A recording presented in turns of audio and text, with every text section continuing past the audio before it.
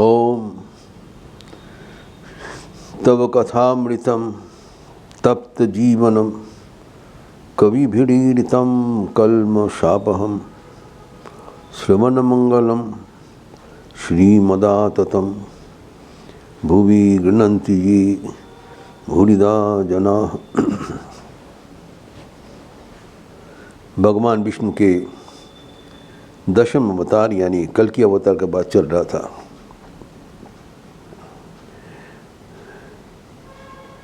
कलियुग का शेष अवतार है कल्कि, जो कि कलियुग के शेष में सत्य युग का प्रारंभ करवा के जाते हैं। इसके बारे में हम लोग शुरुआत किया था कि उल्लेखित है श्रीमद् भागवतम में कि संभल ग्राम में विष्णुजश के पुत्र रूप से आप आविर्भूत होंगी। संभल ग्राम के बारे में हम लोग चर्चा किया है। नाना प्रकार मतभेद है, लेकिन ये कहा गया है कि उनके जन्म से ही उनके जो द्योति सबको दृष्टि आकर्षण करेंगे। कोई साधारण नहीं है। हम जानते हैं भगवान जब अवतीर्ण होते हैं वो अलौकिक शक्ति लेके आते हैं। इस बार भी ऐसी होगा। और उनके जो माता का नाम सुमति एवं उनके 4 पुत्र होंगे, जय विजय सुमतियन बलाभक।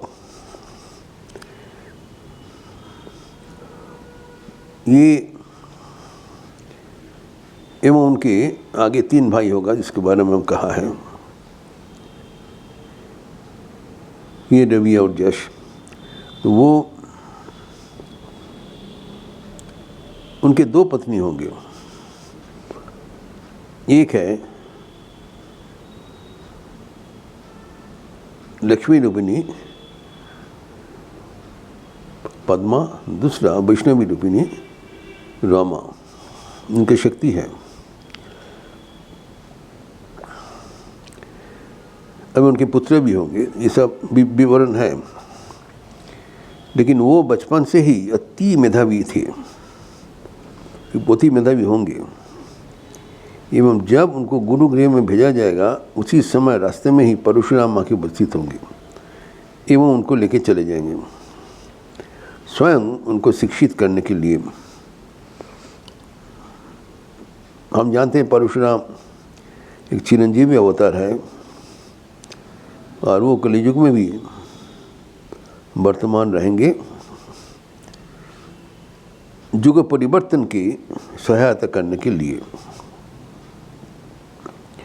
तो उनकी देखरेख में कल्कि की गुरुगृह में पाठक्रम होगा एवं अत्यंत अल्प समय में पाठ समापन कर लेंगे। पाठ जब समापन हो जाएगा तब उन्होंने उनके गुरु परशुराम को बताएंगे, ये अभी आप तो मेरा सर्वतो भावन गुरु है, आपको क्या दक्षिणाम दे सकते हैं। तब परशुराम ने बताया कि दुनिया में इतनी अनाचार चल रहा है, अगर तुम ये सब अनाचार को सब सीधा करके पुनः धर्म प्रवर्तन कर पाओगे, वही श्रेष्ठ गुरु दक्षिणा होगा। ये परशुराम ने बताया। अभी कल्कि पुराण में जो कलियुग का जो विवरण दिया हुआ है वो रोमहर्षक है। हम तो झूल कपट चारों ओर होता है, इससे हम भयभीत होते हैं, लेकिन इतना झूठ कपट होना संभव आप पढ़ते ही हम लोग आश्चर्य हो जाते हैं कि मानव का मन कितना नीच हो सकता है। सब कुछ लिखा हुआ है। सागे भाइयों एक दूसरे का गले काट रहे हैं, धन ही सबका महत्वपूर्ण है। ये कहा जा रहा है कलियुग का अभी पूरा प्रकट नहीं हुआ, इसके लक्षण दिखाई जा रहा है। जब परिपूर्ण रूप से ये कलियुग का पाप का आचरण समाज जीवन में फैल जाएगा, तभी भगवान कल की अवतार लेके आएंगे एवं सबको सुधार देंगे। तो एवं उस समय में कली युग का क्या विवरण है और विस्तृत वहाँ पर लिखा हुआ है। एवं पढ़ने में हम लोग का बड़ा आश्चर्य होता है कि जितने हम मानव का मन गिर सकते हैं, कोई किसी का परवाह नहीं। जो नहीं करना है वही समाज में करना है, करते हैं, करेंगे, और जो करना है बिल्कुल नहीं करेंगे। यहाँ पर साधु संत का कोई मर्यादा नहीं रहेगा। जो असाधु है वही समाज में सबसे आगे प्रतिष्ठित होंगे, उसी का ही बढ़ावा होगा। ये सब कलियुग का प्रादुर्भाव का पूर्ण लक्षण है। तो जब हम चारों ओर ऐसी झूठ खबर देखते हैं, तभी हमें याद रखना चाहिए कि कलियुग जो आने वाला है, इसका प्रभाव से मानव मन इतना कलुषित हो जा रहा है। तभी कलियुग कब आएंगे उसका समय सीमा भी उल्लेखित है, जो कि आज के हमारे हिसाब से बहुत दूर है। तभी प्रश्न आता है कि जब इतने दूर में कलियुग है, तो अभी उनका चर्चा करने से हमारे क्या फ़ायदा होगा?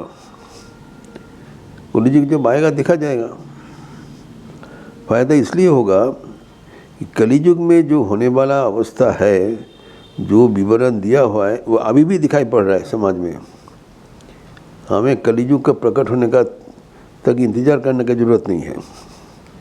तो समाज में अभी भी उतना जो अधर्म का प्रतिष्ठान चल रहा है, उसमें हमें क्या करना है, ये जानने के लिए ये प्रसंग हमारे लिए ज़रूरी है।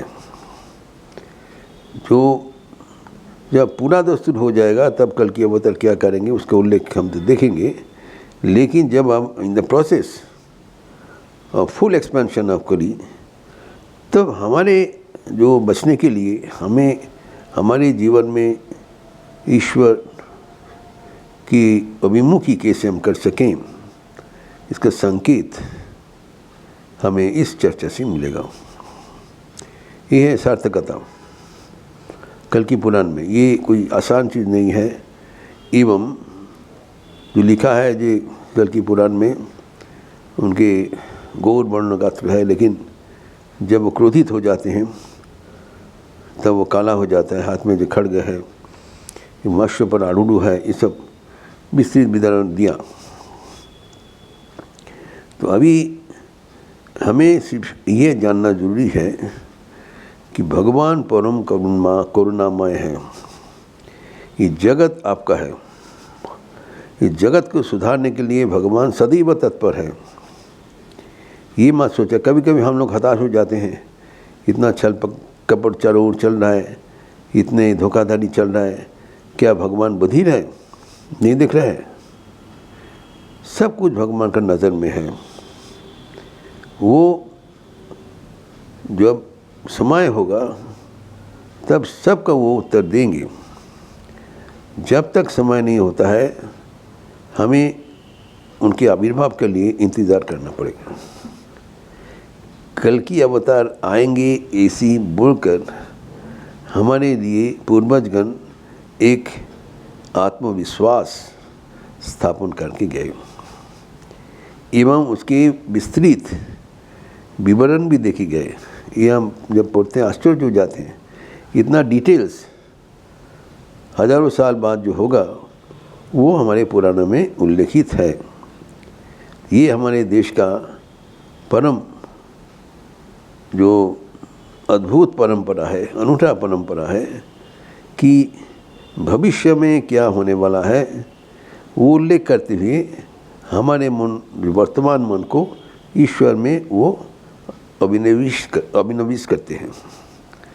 ईश्वर में उनको जो ईश्वर के प्रति उनका भक्ति पाने के लिए ये सब चर्चा किया जा रहा है। भगवान इस सृष्टि का रक्षक है, पालक है। जब क्योंकि जिसका भगवान जी भगवत गीता में जो उल्लेख किया है, जब ही धर्म का ग्लानि होगा, अधर्म का उत्थान होगा, तभी हम आएंगे।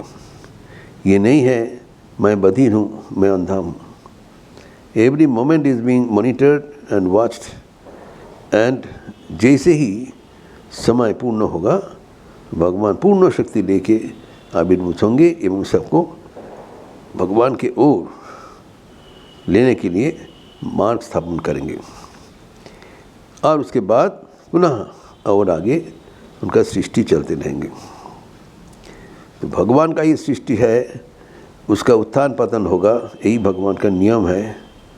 और जब उत्थान होता है वो भगवान की इच्छा से होता है, जब पतन होता है तब भगवान की इच्छा से पतन होता है। पतन इसलिए होता है ताकि भगवान अपने आगमन का बंदोबस्त कर सके। जो दुराचार है, दुर्नीति है, उसको सुधारने के लिए भगवान का आगमन होना चाहिए। इसीलिए भगवान ये सब बंदोबस्त करते हैं। हमारे भीतर जो मंद बुद्धि है उसको जागृत कर देते हैं, ताकि वो स्वयं ये सृष्टि में आकर सृष्टि को सुधार सके एवं हमारे मन को भगवत केंद्रित कर सके। तो हमारे परम एक सौभाग्य है कि हम लोग हिंदू धर्म अनुसार 10 अवतार की सानिध्य में है। ठाकुर इसका उल्लेख किया है कि हमें ये सब प्रसंग जानना चाहिए, चर्चा करना चाहिए, ताकि हमारा मन सदैव ईश्वर केंद्रित हो सके। न केवल अभी, भविष्य के लिए भी ठाकुर संकेत दे रहे हैं।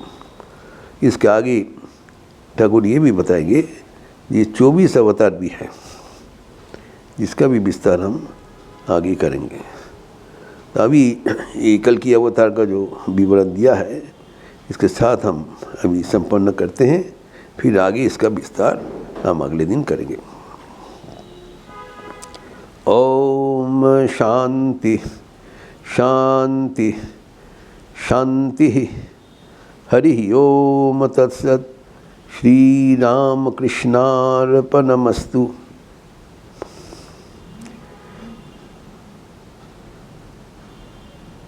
अच्छे रहिए, स्वस्थ रहिए,